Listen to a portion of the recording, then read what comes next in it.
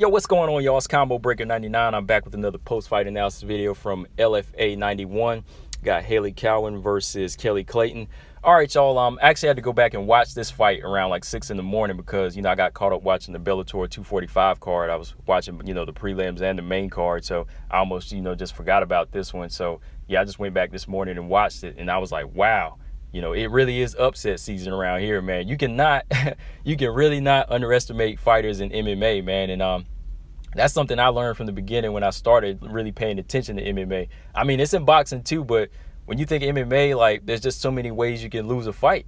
There's just so many ways you can lose a fight to anybody. I don't care what their record is. They could be 5-15, but they could come behind their back and beat an undefeated fighter just like that, And this was one of those cases. I feel like Hailey Cowan was being, fed another fighter that they could kind of build her resume up with, at the same time give her more highlight reels and kind of push her hype a little bit more.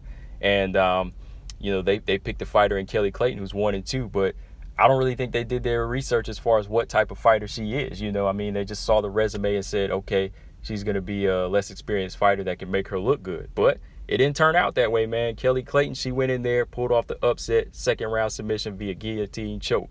And I was like, hey, this is how it goes sometimes. This wasn't one of those behind the back submissions where she was losing and saw an opening. She controlled the fight from the first round, in my opinion. She showed the better stand up, applied the better pressure. Even when the fight went to the ground, she was fighting off her back.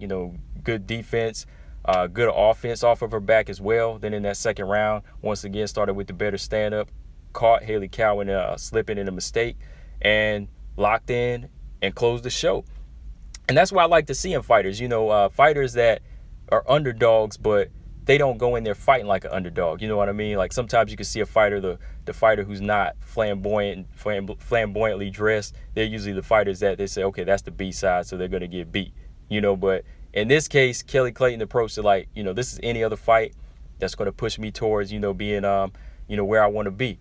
And, she went in there and did that, kind of like Shannon Dobson did against Agapova. You know what I mean? So, she definitely made some money, whoever bet on her. You know what I mean? Just like Shannon did. So, I just find that impressive sometimes, the way being the underdog can kind of build up a flame in some of these fighters, that people count out. I think it makes them train harder and really want to prove something. And Clayton, she did that last night.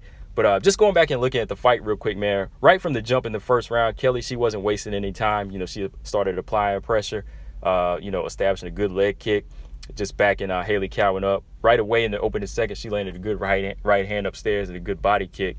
And she really had some educated pressure. It wasn't like coming straight forward or even just like stalking at a mid-range. She was, slowly, like, side to side, backing Hailey Cowan up and then closing the distance. She was side to side doing it. So she was using lateral movement, but every time it was almost like a spiral. It was like a spiral, the way she was just kind of closing in and just landing this good leg kick. And every time she landed that good leg kick, Hailey would back up. So Hailey, she tried for her own body kick, and Kelly caught it, got taken down. And Hailey, she wound up on top, passing guard and landing a few elbows. But Kelly, she made the transition to an armbar attempt, just like that. Like, as Hailey was on top, she just got the leg over Hailey's face and got the armbar attempt. And, it was just showing me that she was more so comfortable from her back, fighting off her back. Even whenever she was getting hit by elbows, she was just slowly making this transition into an armbar. Hailey was able to escape that first attempt, but once again, she goes back in the guard, and Kelly, she's doing a good job of just controlling off her back, with her legs. She gets into another armbar attempt. And, that's telling me right there, Hailey, she shouldn't be on top in this position, because she's really not able to nullify Clayton. Kelly's really working her legs and getting these armbar attempts off. And once again, she tries for another armbar attempt, but Hailey, she survives it. But, she's really putting herself into danger in these moves, because Clayton has proven to be a pretty good grappler on the floor. She's a really good grappler, you know what I mean, on the mat.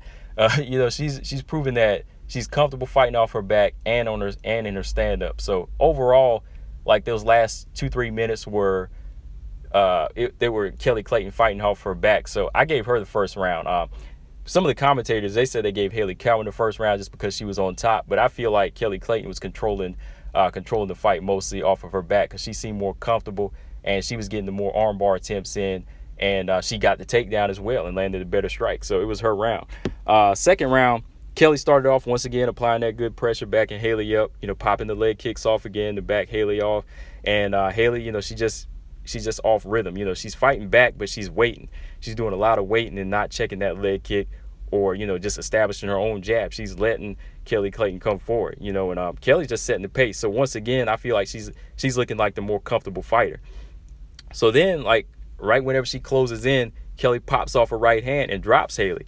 And now I don't know how hurt Hailey is, but like when Hailey gets hit, she like falls and kind of rolls. I don't know if she rolls to recover, but as soon as she rolls, she tries to grab Kelly, but Kelly like shoots in and grabs her neck. So she's already like got the lock around her neck, grabs for the guillotine, and she just pulls her down, instantly locks in, and Hailey's tapping.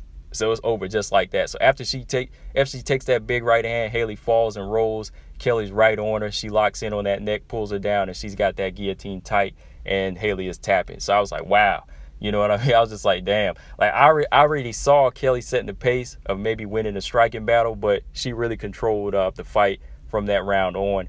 And like I said, man, you just can't count these fighters out, man. Sometimes, they're coming to win, especially whenever I think a lot of people are just like ignoring them. And, they're doing the backstory on the A side, and they're not even talking about them. They just ignore them altogether. So I felt like, Kelly was, she was flamed up and ready to go. It was a good fight, man. You got to go back and watch it. But, yeah, that's all I got on this, guys. Really, man, I just wanted to talk about this one because, I do feel like sometimes, people can see a record and just say, okay, I'm going to roll with this. I'm going to roll with this fight. It's going to be easy. But you can never count the underdogs out, man. But, yeah, definitely check this one out. It was on UFC Fight Pass on LFA 91. Again, shout out to Kelly Clayton from here. But, yeah, Hailey Cowan, she's a decent fighter. Definitely not a bad fighter. I'm not trying to knock her, but I'm just saying, like, sometimes whenever, the powers that be are trying to put the hype in another fighter, it kind of derails their actual discipline as well as, getting better. But, the fighters like Kelly Clayton that are getting the hard road, they get to understand the experience and the humility early. But, yeah, man, that's all I got on this, guys. Definitely check out this fight. If you did watch it, let me know what you thought of it in the comments section. Combo Breaking 99. I'm out. Subscribe. Peace.